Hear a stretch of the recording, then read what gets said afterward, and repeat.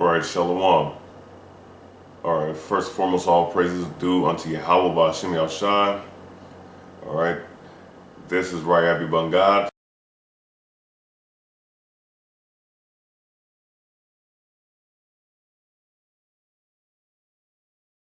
And part of the 12 tribe chart breakdown dealing with the tribe of GAD. Now, this is the scriptural breakdown of the tribe of GAD.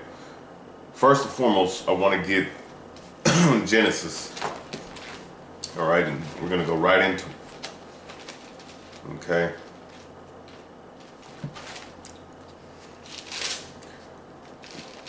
Genesis chapter 49, verse 1. And Jacob called unto his sons and said, Gather yourselves together, that I may tell you that which shall befall you in the last days. So, right in this very verse, in the first verse of Genesis 49, Jacob gathered all of his sons, the 12 tribes, and gathered them together and told them what shall befall upon them in the last days. And guess what? We're living in the last days right now. So and the Lord has set his men up, like myself and many other brothers throughout the four corners, to teach this word.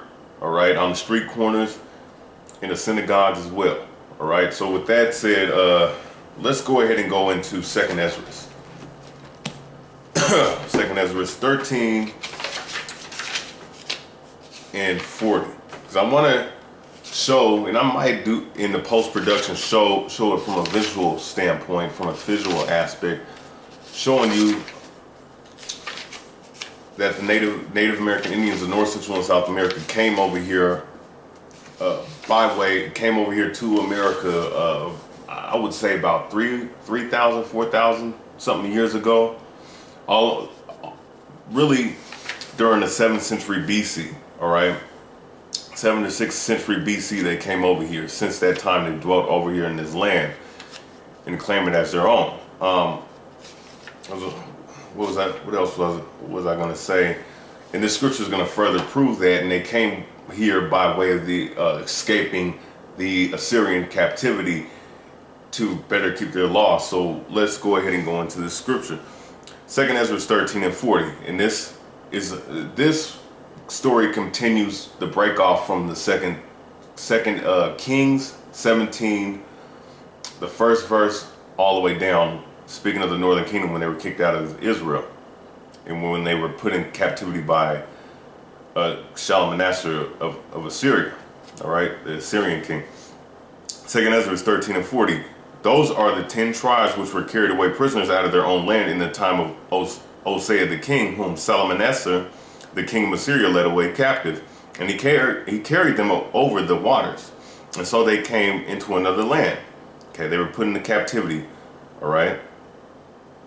Verse 41. But they took this counsel among themselves that they would lead the multitude of the heathen and go forth into a further country where never mankind dwelt. So in the 41st verse is telling you that they will go to a land where never mankind dwelt to further keep their laws and escape the captivity of the Assyrians that had them in captivity.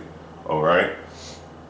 Verse 42, that they might there keep their statutes, which they never kept in their own land, which during that time, the northern kingdom of Israel, which in modern day times are identified as the Native Americans and Hispanics and all the indigenous people of North, Central, and South America. All right. They came here to keep their laws that they never kept in their own land because they started becoming idolatrous. And you can still see it to this very day, even when these Europeans, the Edomites, the so-called white people, came over here and conquered our people. It was recorded that they were still doing certain things that were idolatrous, and you can still see it to this very day. And really all the 12 tribes are idolatrous, but especially the northern kingdom dealing with the Native American Indians, the Hispanics. All right, now continuing on, verse 42. In that land where never mankind dwelt, you got to keep that in mind. I'm going to read that again. Verse 42, that they might keep their statutes, which they never kept in their own land. All right, so verse 43, and they entered into Euphrates by the narrow passages of the river. For the Most High showed them signs for them and held still the flood till they were passed over. So right here, the Lord showed signs of them. I would say the chariots that the Lord set up, which are the angels in the chariots guiding our brothers and sisters, because they sailed down the passage, that narrow passage through the Euphrates River, and sailed a little far away, and then sailed down the Horn of Africa. And those winds and those rough seas are well documented, well known around that Horn of Africa. All right, I believe it's in the Indian Ocean, that particular side. So they sailed all the way down.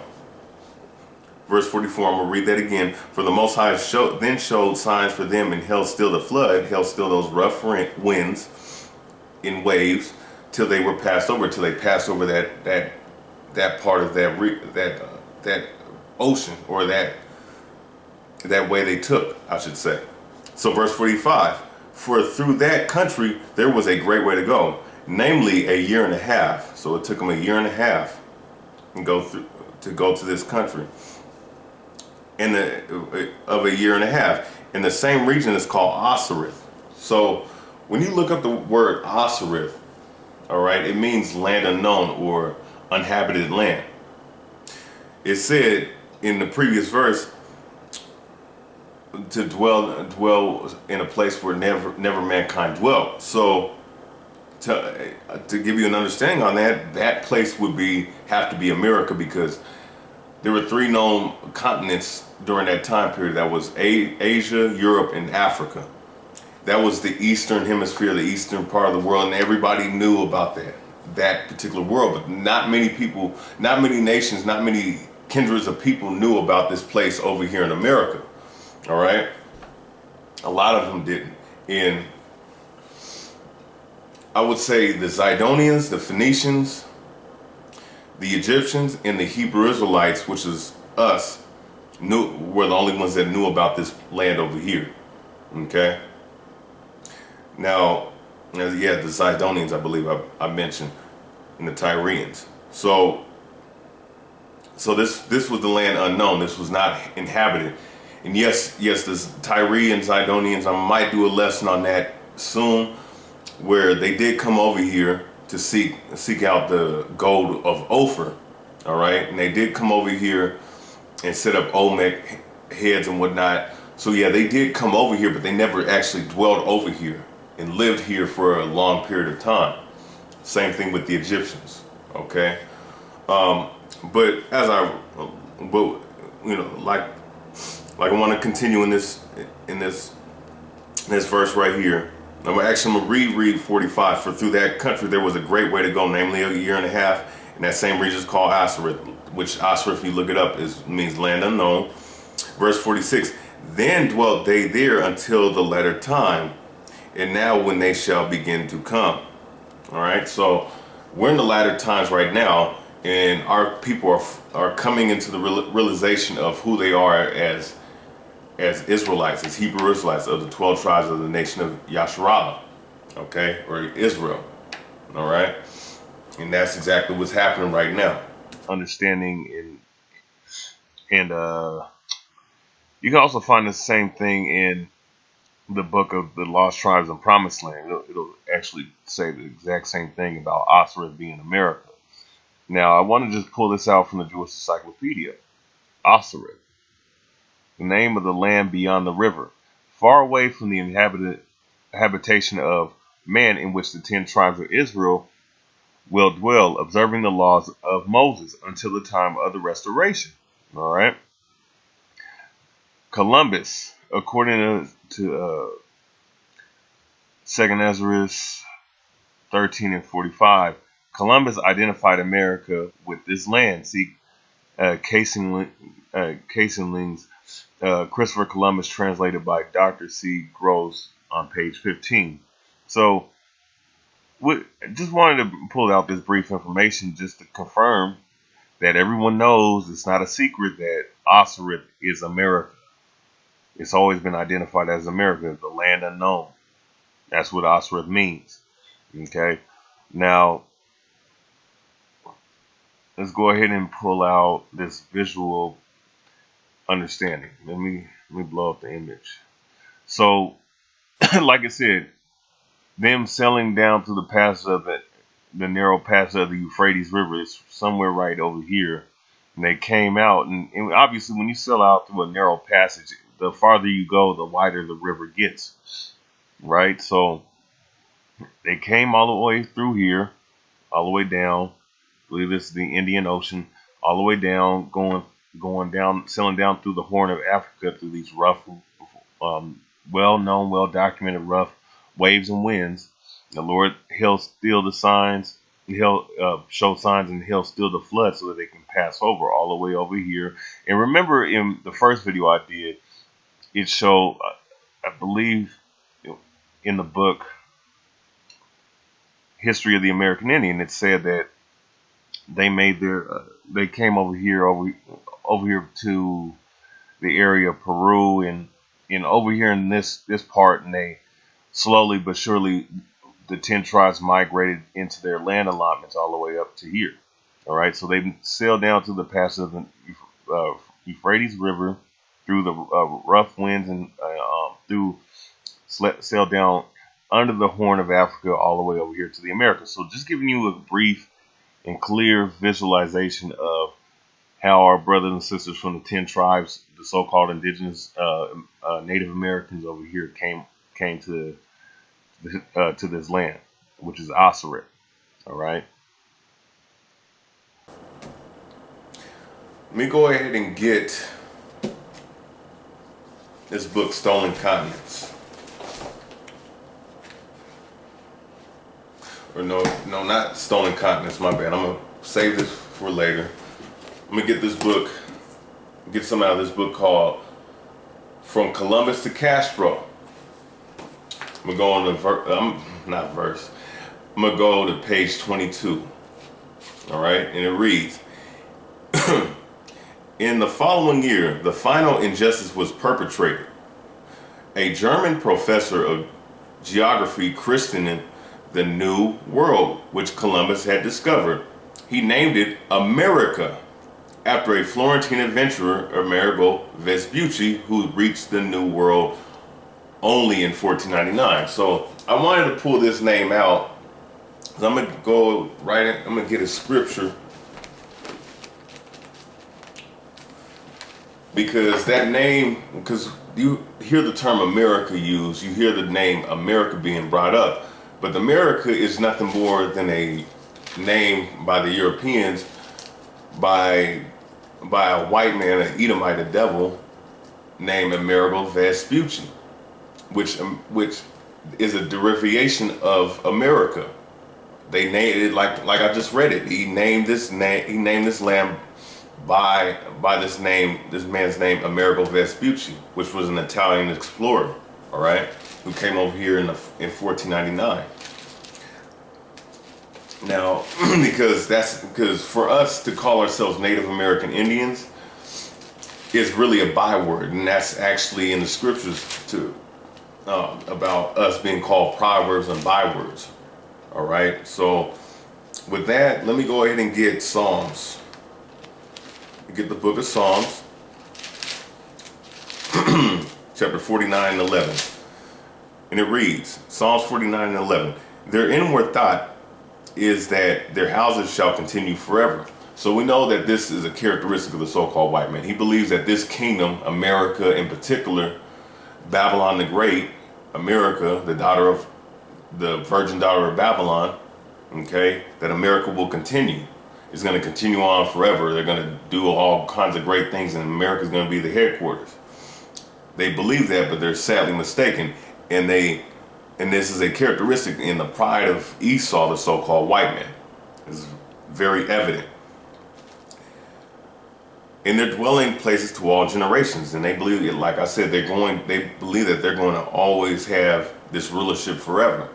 All right, but according to prophecy, this kingdom's going to fall, and it's going to fall hard, and it's going to be utterly wiped off the map, all right, by Russia. All right, they call their lands by their own name. So just like I read in this book, Columbus and Castro on page 22, it said that they call their lands by their own names. America, Amerigos Vespucci, Asia, Leo Scipio Asiaticus, who's actually recorded in the book of Daniel's the 11th chapter. Who else? Oh yeah, Leo Scipio Africanus, a Roman general who was given the name Africanus after he conquered General Hannibal of Barca during the Second Punic War, which is the reason why you have the name Africa. So this is a characteristic of the so-called white man, and this is why we have this name America.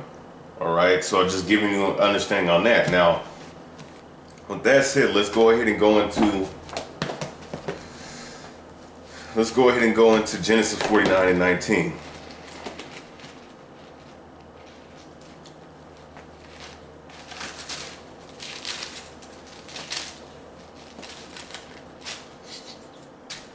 So go back into Genesis 49:19 real quick.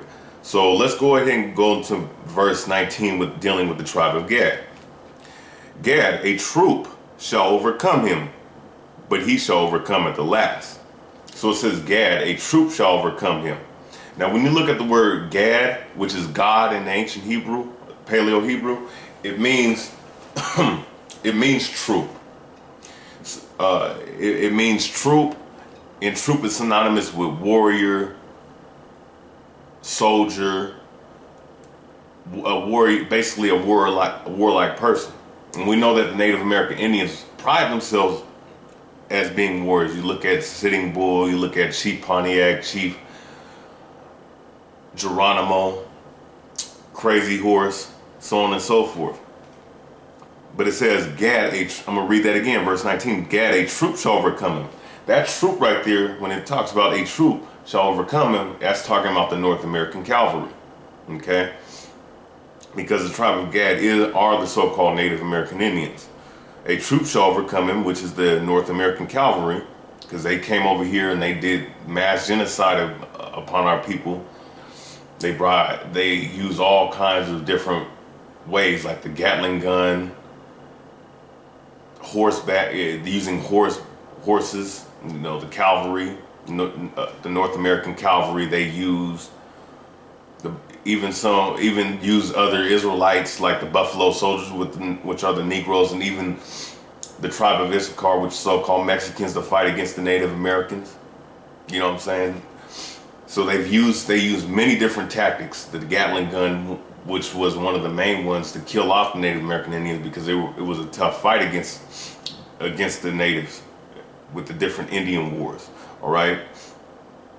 So the troop shall overcome him, but he shall overcome at the last. So in these latter days right now, you're seeing that spirit of the tribe of Gad rising up. You see what's going on in North Dakota. You're seeing what's going on amongst all 50 states, and amongst really the whole northern part of the Americas, the North America, of our brothers and sisters rising up and not wanting to taking this white man's nonsense no more, and foolishness and devilish ways no more. And you're seeing that spirit rise up, and it's going to have an end game ultimately when the Most High stirs up these race wars, when the race wars do happen, and when the 12,000 of the tribe of Gad, of the 144,000, the 12,000 of the tribe of Gad, which is recorded in Revelations the 7th chapter, that's really when it's going to be the end game, when that number is sealed of that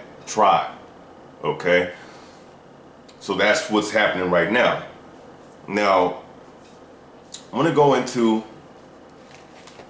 the book of Hosea, actually. I'm going to pull out a book too, dealing with an account of the massacre of our people.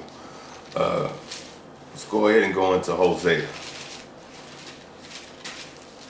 The book of Hosea. It's the book of Hosea 7:1. When I would have healed Israel, then the iniquity of Ephraim was discovered, and the wickedness of Samaria, for they commit falsehood. and a thief cometh in, and the troop of robbers spoil without. All right, so it says, when I would have healed Israel, then the iniquity of Ephraim, and Ephraim are the so-called Puerto Ricans of today, but Ephraim represents the whole northern tribes, which the tribe of Gad is included in that. In this verse, I might use for other different northern kingdom tribes, because that troop of robbers, I'm going to keep reading, the iniquity of Ephraim, which the whole northern kingdom was discovered, and wickedness of Samaria, which Samaria is also synonymous with the whole northern tribes, because Samaria is the capital of Ephraim. For they commit falsehood. They commit falsehood. Why? And the thief cometh in, the troop of robbers spoileth without. And the reason why they committed falsehood was because the northern kingdom in particular, before the southern kingdom started to do so themselves, they started worshiping other gods. They started being more idolatrous, worshiping other deities from these other nations, like the Canaanites in particular. Because a lot of the northern kingdom, when you deal with North, Central, and South America, Native American Indians, the Aztecs, Mayans, and Incas, and all the different northern kingdom tribes, a lot of these gods that they were worshiping, in particular, when you deal with the ones from Central and South America, or go back to the Canaanite gods, along with the the North American Indians. Okay, but we started setting up idols and whatnot, and becoming idolatrous. That was a falsehood committed against the Lord. Okay, so it says, and the thief cometh in, and the troop of robbers spoileth without. So the troop of robbers spoileth without. And we just read that the troop shall overcome Gad. That whole troop really represents the Spanish Inquisition, conquering the people, the brothers and sisters on the islands, the Caribbean islands. The conquistadors conquering all of Central and South America, as well as the English, Dutch, and the French that came over here to North America and causing mass genocide upon the North American Indians, the tribe of Gad. Okay, and that's what I'm gonna focus right here. That was like it said in Genesis 49:19, the troop of robbers. The troop shall overcome him. It says, and I'm gonna read that last part. And the thief cometh in, and the troop of robbers spoileth without. So that troop of robbers is that North American cavalry dealing with the Native American Indians. Now I want to deal with this term forked tongue, because it was an old saying amongst our brothers and sisters, Native American Indians, so the tribe of Gad, that in particular dealing with the so-called white man, because the so-called white man, set up over 200 something peace treaties and broke every last one of them. All right, and I'm gonna show real briefly how descriptive and how pinpoint and accurate these scriptures are in terms of the prophecy. Now, with that said, all right, forked tongue. A forked tongue is and obviously they are showing a description of a python or a serpent, snake right here, all right? Because we didn't understand the terminology of serpent and snake. Is someone that is double talking, someone that who will say something but then do something entirely different, behind your back, basically being a backstabber. All right. I'm gonna go to the usage to this section. This off of Wikipedia.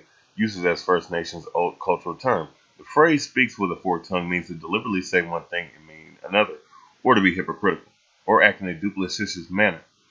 In the long-standing tradition of many Native American tribes, speaking with a forked tongue has meant lying, and a person was no longer considered worthy of trust once he had been shown to speak with a forked tongue. This phrase was also adopted by Americans around the time of the Revolution, and may be found in abundant references from the early 19th century, often reporting on American officers who sought to convince the tribal leaders with whom they negotiated that they spoke with a straight and not with a forked tongue.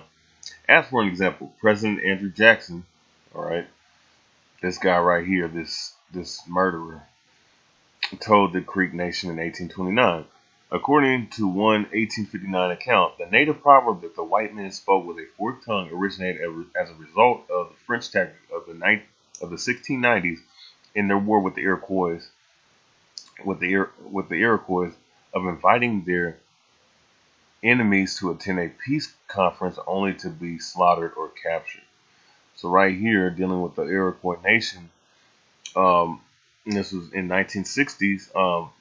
This is a French tactic, and this term was sprung up from this tactic that the French used to enslave our brothers and sisters, the Native American Indians. All right, to set up a peace conference only to slaughter them and capture them. Now let's go ahead and go into the scriptures to show you how biblically accurate this is, describing our enemy, the so-called white man, who is Esau, the devil that the Bible speaks of. All right. The book of Psalms, chapter 55, verse 2 and 20. He had put forth his hands against such as be at peace with him. Right? The peace conference, right? This French tactic where this term originally came from, right? Inviting their enemies to a peace conference, speaking of the Iroquois nation, all right, which was of the tribe of GAD, so-called Native American Indians. He had put forth his hands against such as be at peace with them. He had broken his covenant, right? The French tactic originated as a result of the French tactic of the 1960s in their war with the Iroquois of inviting their enemies to attend a peace conference only to be slaughtered or captured. He put forth his hands against such as be at peace with them. He hath broken his covenant. He broke many different peace treaties. He done spoke with a forked tongue and backstabbed our brothers and sisters multiple times. Verse 21, the words of his mouth were smoother than butter, but war was in his heart. All right, his words were softer than oil, yet they were drawn swords. And these scriptures right here, and obviously that's talking about them speaking smooth words, speaking kind things, but then in the back of their mind, they're thinking about how they can undermine you and overtake you and oppress you, basically. All right, and descriptively, this is exactly what happened, further proving the validity of the scriptures. All right, now I'm gonna get another scripture because the Most High, He loves us. He loves, blacks, Latinos, Native American Indians. He loves the 12 tribes of the nation of Israel. But whenever we sin and go off, He will use this white man to jack us up, and you clearly see that. That's why we're in this condition that we're in right now. So I'm gonna get a quick precept. The book of Psalm 17 and 13. Arise, O Lord, disappoint him, cast him down, deliver my soul from the wicked, which is thy sword. So David sung this song in reference to Israel, him applying Israel to himself, or himself to Israel, I should say, saying, save me from that sword which is of the wicked one, which is thy sword. Okay, so that's what happened.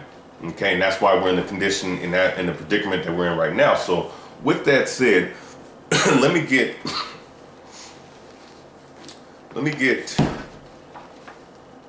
the Apocrypha. Let me go ahead and get Wisdom of Solomon. This is the book of Wisdom of Solomon out of the Apocrypha, okay? Because that was what I read out of 2nd Ezra, the 13th chapter, as well as what I'm about to read in Wisdom of Solomon, the 13th chapter.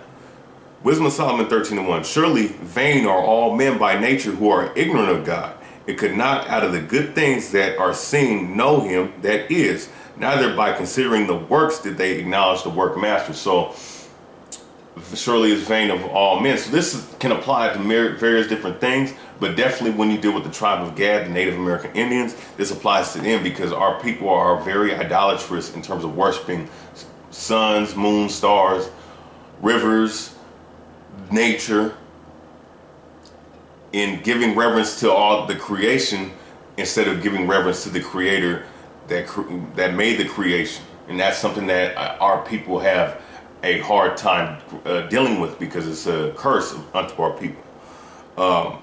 And a lot of our people because we're God's chosen people, we have the zeal of the Most High, but not according to knowledge. All right. And that's why this verse applies to the Native American Indians. That's why we're going through what we're going through, because we're idolatrous. All right. Now, verse 2. But deemed either fire or wind or the swift air or the circle of the stars or the violent water or the lights of heaven to be the gods which govern the world. And that is definitely what is the issue with the tribe of Gad. All right. Idolatry.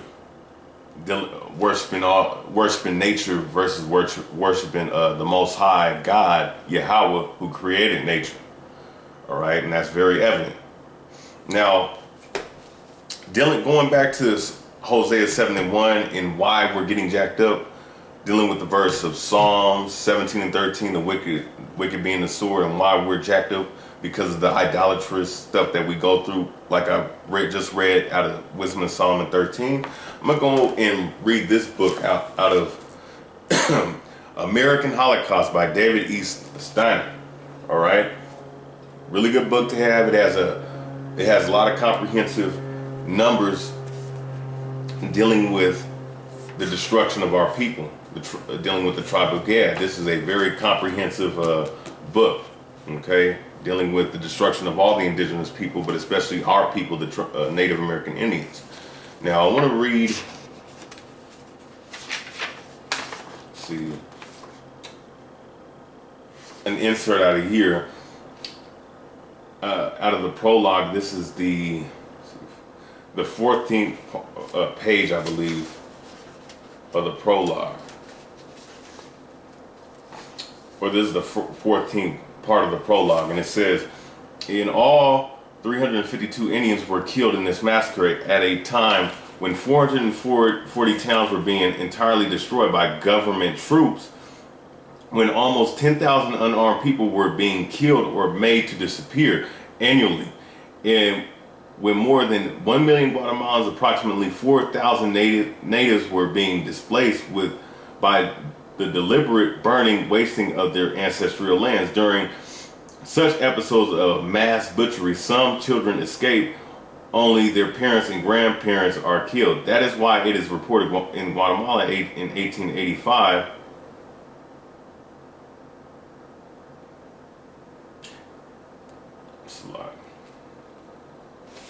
So I'm going to read this part, and I'm going to read another part dealing with the Native American Indians.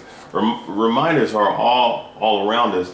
If we care to look, that I'm going to skip down to this last paragraph, and this is out of this book, American Holocaust by David E. Steiner. I'm going to read the 14th part of the prologue, and I'm going to skip down because I'm going to save this section for when I do the tribe of Zebulon.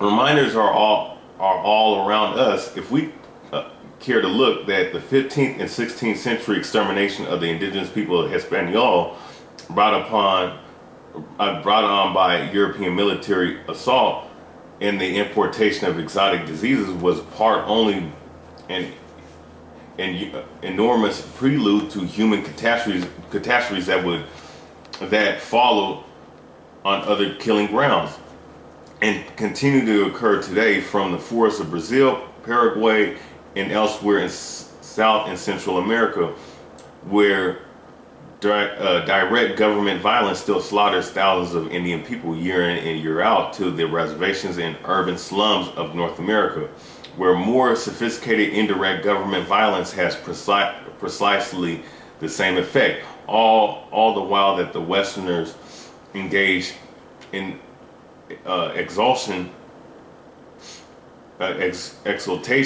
over the 500th anniversary of the European discovery of America, the time and the place where all the killing began. So I just wanted to pull out that excerpt. So this is a lot of, like I said, this is a comprehensive book in terms of dealing with what went on over here, the slaughtering and mass genocide upon our people. So I'm gonna go skip to page 119, and I'm gonna go all the way down to the last to the paragraph dealing with the Native American Indians. All right, because I want to skip to the point dealing with the tribe, what happened to the tribe of Gad, because like I said, it's dealing with a lot of indigenous slaughtering. So So with that said, let's go down and actually let me read this part. Actually, I'm going to start at page 118. All right, because this is the troop of robbers that spoiled without, and this is what they did. The European habit of indiscriminately killing women and children when engaged in hostilities with the natives of the Americas was more than an atrocity. It was flatly and internationally genocidal. For no population can survive if its women and children are destroyed. Consider the impact of some of the worst instances of modern warfare. In July of 1916, at the start of the First World War, General Douglas Haig sent his British troops into combat with Germans at the Battle of Somme. He lost about 60,000 men. All right, so it's 60,000 men. So I'm gonna skip down and I'm gonna show even more numbers, right? Actually, I'm gonna skip down to the last paragraph. All right, so it's showing you the destruction of our people. America's revered founding fathers were themselves activists in the anti-Indian genocide. George Washington in 1779 instructed Major General John Sullivan to attack the Iroquois and lay waste all the settlements around, that the country may not be merely overrun but destroyed, urging the general not to listen to any overture of peace before the total ruin of their settlements is effected. Sullivan, and you hear this is what George Washington, a lot of these damn white people, these damn Edomites, these devils, hold in high regard. This is what he instructed one of his generals, John Sullivan, to do, to go and slaughter and create mass genocide upon our brothers and sisters from the Iroquois nation of the tribe of GAD of the nation of Israel, Native American Indian. All right, Sullivan did as instructed. He reported back, destroying everything that contributes to their support and turning the whole of that beautiful region, wrote only early account from the character of a garden to a scene of drear and sickening desolation. The Indians, his writer said, were hunted like beasts in a war of extermination. Let me read that again. In a war of extermination. Something Washington, I'm talking about George Washington, approved of, since, as he was to say in 1783, the Indians, after all, were little different from wolves, both being beasts of prey, though they differ in shape. So right here, man, it's telling you of the great slaughter that they did upon our people, in the merciless slaughtering and killing upon our people. Now, this is the curse because we veered off and we followed our own path, but according to the scriptures, the white man's going to have to pay for that. Now, dealing with that, because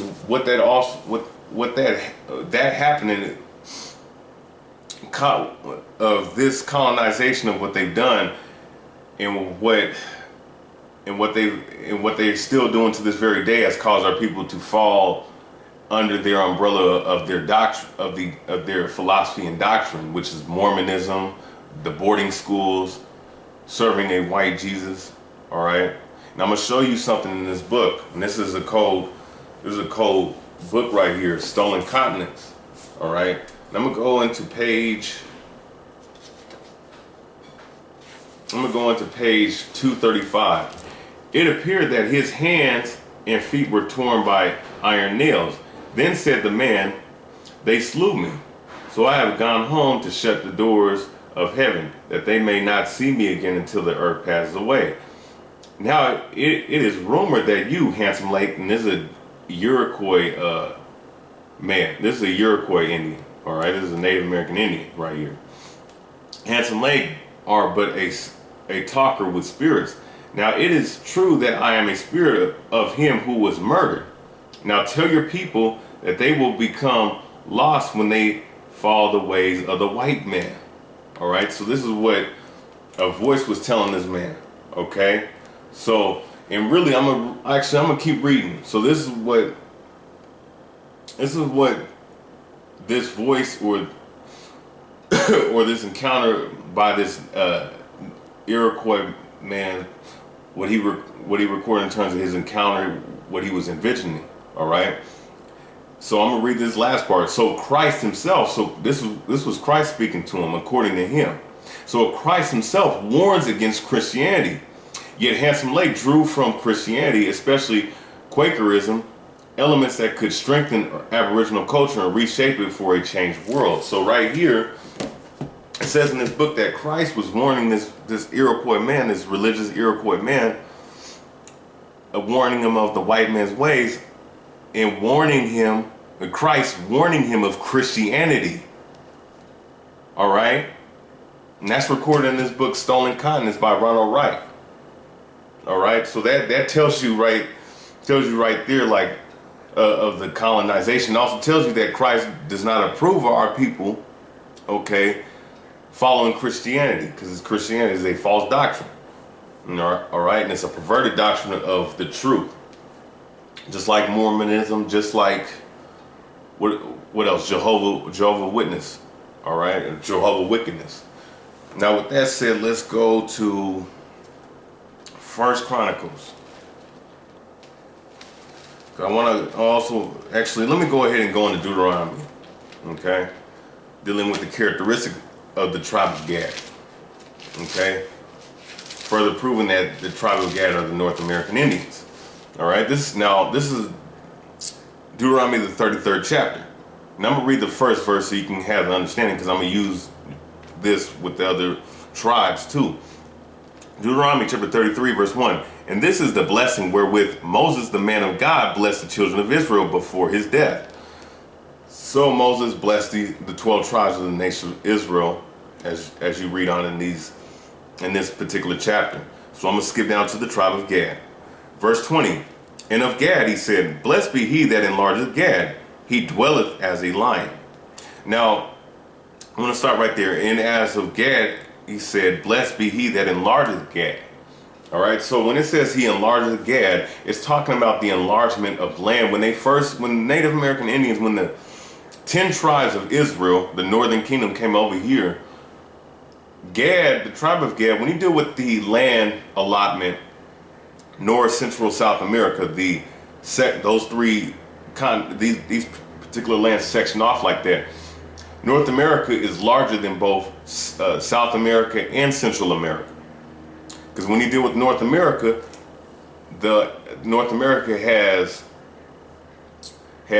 not only America as it's known to this very day, but also to Canada and Alaska. So that whole land was the land that was inhabited by the tribe of Gad. All right, of all the other 10 tribes, they had the largest land allotment. So that was a blessing that they would have until eventually the coming of the so-called white man, Esau, okay, over here to the Americas. Verse 20, and of Gad he said, Blessed be he that enlargeth Gad, he dwelleth as a lion. All right, so when it says he dwelleth as a lion, that's talking about the fact that the tribe of Gad has a warrior-like spirit, because the tribe, it's actually a twofold definition right here.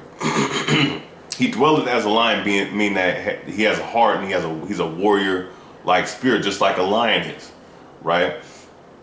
And also too, actually, let me go ahead and get Proverbs 30 and 30 to further prove what that's talking about, or dealing with the heart of a lion, because that particular saying or that particular proverb is actually in the book of Proverbs, the heart of a lion, or that saying that's common, that's in the scriptures. I'm gonna read this. Proverbs 30 and 30. A lion which is strongest amongst beasts, it turneth not away for any. So according to this, man, according to the Bible, the lion is strongest among beasts and turneth away from no other creature. All right, and then that's the truth. You know what I'm saying? The lion has a great heart, so it's likened, the tribe of Gad likened to a lion, to a warrior-like spirit. Now, also too, when you deal with a lion deals with ambush type tactics. It's an ambush predator. What were the Native Americans known for? that guerrilla warfare, having that great guerrilla warfare tactics. And when you deal with the French and Indian War, that was one of the greatest displays of guerrilla warfare tactic of the Native American Indians by far of any of the other wars they had with America or with any of these other European nations. All right, because they would communicate. They knew how to communicate with the animals to ambush these troops. They knew how to blend in with the environment, putting on war paint, putting on different things putting on different apparel to make themselves to blend in with the environment. They knew how to navigate through. They were quick.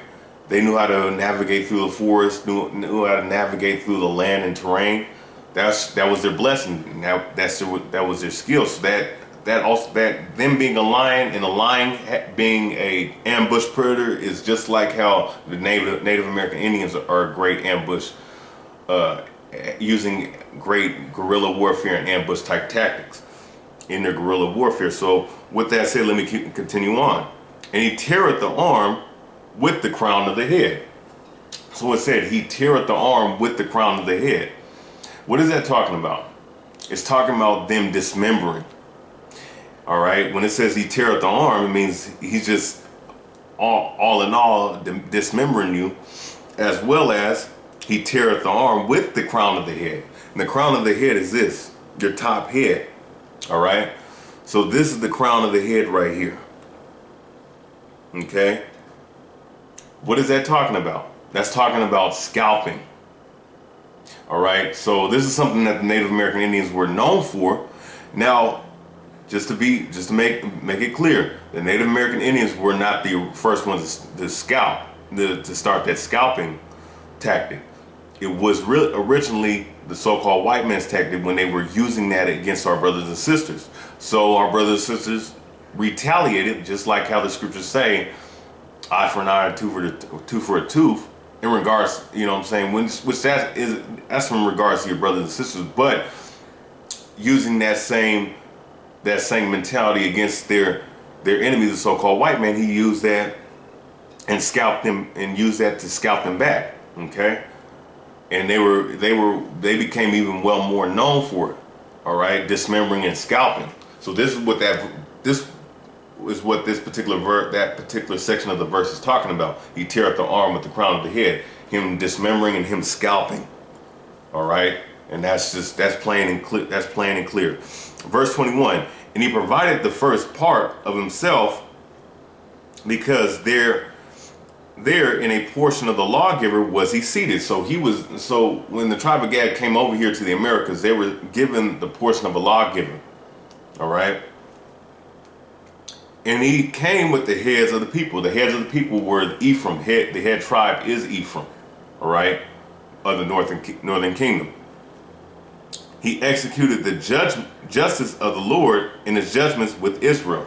So just like I read in 2 Ezra, the 13th chapter, they came to a country where came to a further country where never mankind dwelt, to further keep their laws that they never kept in their own land. Roughly paraphrasing those verses, but that ties along with that, because they were trying to keep the laws to the best of their ability, and the tribe of Gad was seated as a lawgiver to come with the justice and judgments of the Lord for the tribe of Israel, with the heads of Ephraim, which are the so-called Puerto Ricans today. So just giving you the edification on that. Now, with that said, let's go ahead and go into some more scriptures. Let's go to 1 Chronicles. Because going back to the aspect of them having that lion spirit, having that warrior spirit, right? Let's go into 1 Chronicles. 1 Chronicles. 1 Chronicles dealing with the tribe of Gad. 1 Chronicles chapter 5, verse 18. 1 Chronicles chapter 5, verse 18. The sons of Reuben and the Gadites and half the tribe of Manasseh, of valiant men, men able to bear buckler and sword and to shoot with bow and skillful in war. And I'm going to stop right there. All right, the sons of Reuben, which are the so-called Seminole Indians, the tribe of Gad, so-called Native American Indians, and the half tribe of Manasseh, which are the so-called Cubans today. Instead of this, it said they were valiant men, able to bear buckler and sword, and to shoot with bow, right? And we know that dealing with the Native American Indians, they were very skillful with the bow. There's different, I believe it was Crazy Horse. I may be wrong about this, but I believe that Crazy Horse was able to shoot, to throw up an apple in the air, and well, no. He was able to shoot 6 bows. He would shoot 1 bow up in the air, and then before that bow reaches the ground, he would already shot 6 or 7 of them, but right before it dropped to the ground. So it said that the Native American Indians were skillful in bow.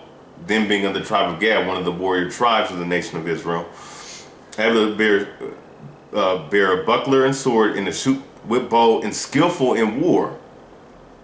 Okay, and all right, and were 40,703 score that went out to war. So they were skillful in warfare. They were skillful with the bow. All right. Now let's go ahead and go into 1 Chronicles 12 and 8. Because just further proving the characteristics, that warrior characteristics of the tribe of Gad. All right. Let's go ahead and go into this. This is 1 Chronicles 12 and 8. And it says, and of the Gadites, there separated themselves unto David into the hold to the wilderness, men of might. So the Gadites were pretty much separated to David, somewhat like a special forces type of unit to the King David, to King David of that time. All right, and it said into the hold of the wilderness. In the hold of the wilderness, men of might. Okay, they were mighty men. They were warrior-like men.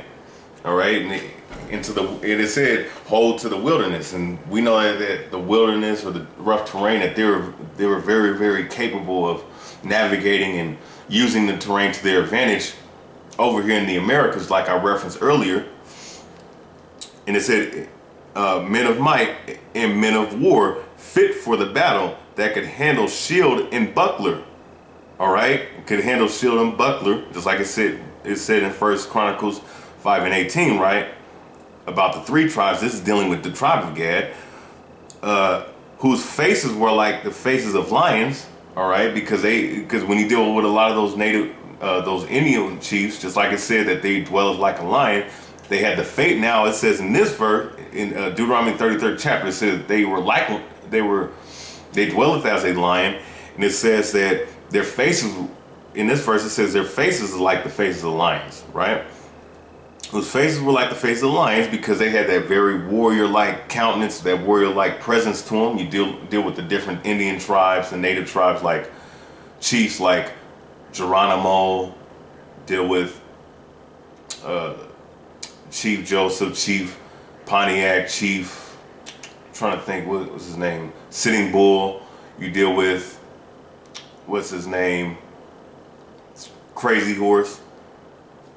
You know, the list goes on, all right? And you can clearly see that in the countenance of their face, in their spirit, having that lion-like, that warrior-like presence to them, that fierce presence to them, all right? And were as swift as the roes upon the mountains. They would sit. Now, in the scriptures say they were swift as the roes upon the mountains, meaning that they were swift and fast, just like the deers that you see roaming and running around, especially up here in Washington. You know, you can. You know, there's a lot of deers up here, so it's likening them unto that. All right, so with that, I'm gonna get this book. I'm gonna get something out of this book, James Adair, History of the American Indians, just like I dealt with in the first video. I'm gonna pull out something in here to further substantiate that scripture, being the tribe of Gad, being the so-called Native American Indians.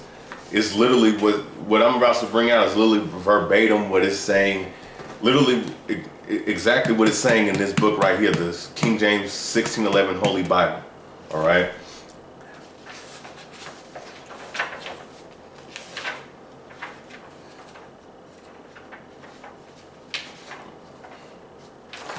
All right, so this is page 7. No, my bad, page 6. I'm gonna skip down to the second paragraph. The men are expert in use of firearms. So this is James Adair describing the Native American Indians. The men are expert in the use of firearms, right? So it said the men are expert in the use of firearms, right? So let me go back into this. I'm gonna show how cold and how accurate the Bible is in describing who these tribes are and where you cannot get around it. And if you're trying to get around it, you got a demon on you. Just throwing that out there. But with that said, let's go to so the men are expert in the use of firearms, in shooting the bow and throwing the feathered dart and tomahawk into the flying enemy. All right, so it said, and the Gadites were separated themselves unto David into the whole of the wilderness, men of might. All right, and men of war fit for the battle that could handle shield or buckler. Right, so it's similar right here, and it says, and actually I'm gonna actually, Slaki, I might be jumping around, but just further proving. Let's go to 1 Chronicles 5:18. The sons of Reuben and the Gadites in the half a tribe of Manasseh, of valiant men of valiant men able to bear buckler and sword and shoot with bow and skillful in war. All right, the men are expert in the use of firearms and shooting the bow. All right, throwing the feathered dart and tomahawk into the flying enemy. All right, you see the similarities right here. So I'm gonna go back into 1 Chronicles 12:8. And throwing the feathered dart and tomahawk into the flying enemy, they resemble the lynx with their sharp, penetrating black eyes. It says that whose faces were like the faces of lions. So when you deal with the lynx is the cousin of the mountain lion, the bobcat, the mountain lion. All right, and mountain lions are related to the actual lions that are over there in the Middle East. All right. And it says, I'm gonna keep reading. And are exceedingly swift of foot, and I'm going back to 1 Chronicles 12:8, and were as swift as the roes upon the mountains. And it says, and are exceedingly swift of foot, especially in a long chase. They will stretch away through the rough woods by the bear track for 200 or 300 miles in pursuit of a flying enemy with the continued speed and eagerness of a stanch pack of bloodhounds till they shed blood. Right? So it's telling you right here. It's showing you right here verbatim the scriptures. Literally the similarities are you cannot deny it, man. All right, and it said, I'm gonna read in the earlier verse, and the Gadites were separated themselves into David into the wilderness, men of might. The whole of the wilderness, they can run to and fro in the wilderness. You know, like it says right here, they will stretch away through the rough woods by the bear track, which that's talking about the wilderness, for 200 or 300 miles in pursuit of a flying enemy. All right, so that right here, it's showing you right here in this book how obvious it is, man, who they are. All right, how the tribe of Gad are the Native American Indians, with proving it without a shadow of a doubt. Now, good, because I want to conclude this breakdown of the tribe of Gad. Let's go ahead and let's go back into Genesis real quick. Genesis real fast. Genesis 49:19.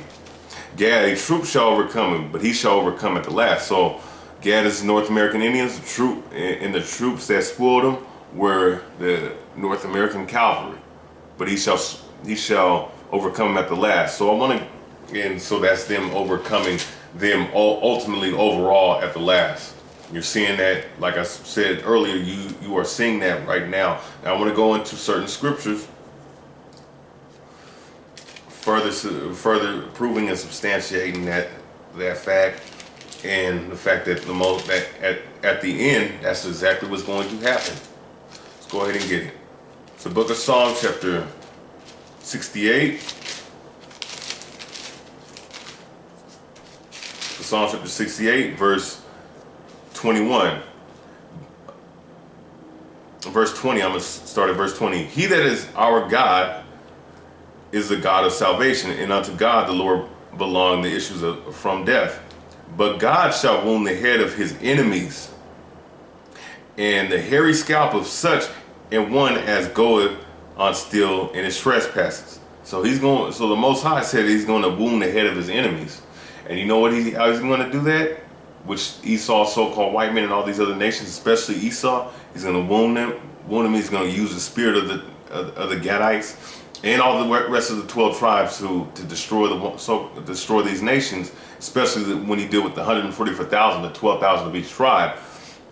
And he shall wound the hair. It says he shall wound the head of his enemies, all right, and the hairy scalp of such as one as goeth on still in his trespasses. So, hey, you know, a lot of our brothers and sisters in that day, whether it be the race wars, whether it be the 12,000 of each tribe getting back at Esau in the nations, that's exactly how it's going to happen. It's going to be a lot of scalping now through the spirit. With that said, one more scripture and I'm going to close. Because it's in our law that there needs to be recompense, man, and judgment. We get Galatians 6 and 7, actually, before I get that.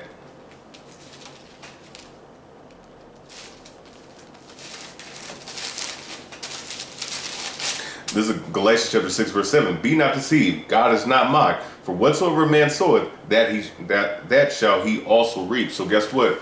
There's been a lot of rape, rob, and pillage and destruction upon our people. So it's going to be reaped upon these other nations, especially the so-called white man Esau, who is the devil, who's going to be destroyed and put in slavery. So with that, read this last verse, Numbers 35 and 33. So ye shall not pollute the land wherein ye are. Her blood it defileth the land, and the land cannot be cleansed of the blood that is shed therein, but by the blood of him that shed it. So guess what? According to this verse, according to this law, this land that we're standing on right here, which is North America, which was owned by our Native American brothers and sisters, all the Negro and Native indigenous blood that's been spilled upon this land is going to be required at the. And with that said, I want to say Quam Gad, which means rise of the tribe of Gad, rise. Quam Yasharallah, which means rise Israel, and Yahweh Shemel Shabrakathan. So all the brothers and sisters in this truth, and the priests, prophets, and elders in this truth, hopefully brothers and sisters were edified. Until next time, to the next breakdown, this is Rayabya Shalom.